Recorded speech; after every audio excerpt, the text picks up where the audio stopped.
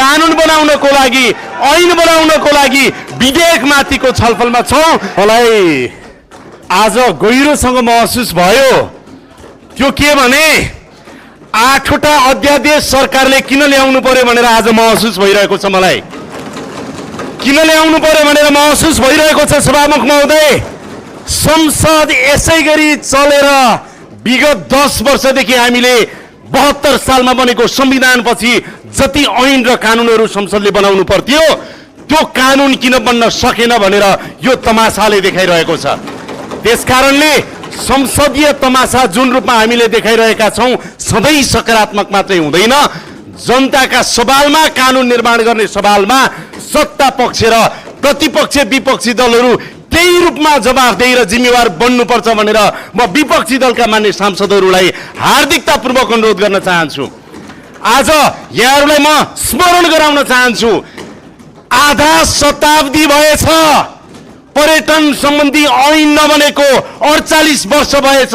48 वर्षदेखि बन्न नसकेको ऐन हामी बनाउने प्रक्रियामा अगाडि बढिराख्दाखेरि तपाईँ एउटा प्रधानमन्त्री उपस्थित हुने या नहुने कुराले आधा शताब्दीदेखि बन्न नसकेको तपाईको यो ऐन बनाउने प्रक्रियालाई तपाईले हलो हल्काउन मिल्छ? मिल्दैन। सम्माननीय सभामुख महोदय, त्यसैले म यहाँहरूलाई आग्रह गर्न चाहन्छु, संसद विपक्षीहरूले अवरोध गर्ने थलो त हो, तर संसद कानुन बनाउने थलो पनि हो। संसद कानुन बनाउने थलो पनि हो, यो स्मरण गराउन चाहन्छु।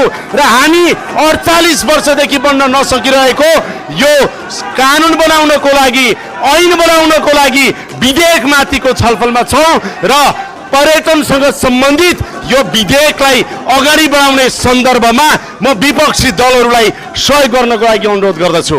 सम्माननीय सभामुख महोदय, म भन्न चाहन्छु, खास गरेर यो विधेयक अगाडि बढिराख्दाखेरि पर्यटनका प्रकार, गन्तव्य, त्यस्तै गरेर पर्वतारोहणका कुरा र त्यस्तै गरेर यहाँहरूलाई म आग्रह गर्न चाहन्छु, क्यासिनो सम्बन्धी कयौं कुराहरू छन्, यसलाई संसदमा मात्रै नभएर गम्भीर रूपमा समिति र उपसमिति मार्फत लगेर गहिरो अध्ययन गरियोस् भन्ने पनि म अनुरोध गर्न चाहन्छु।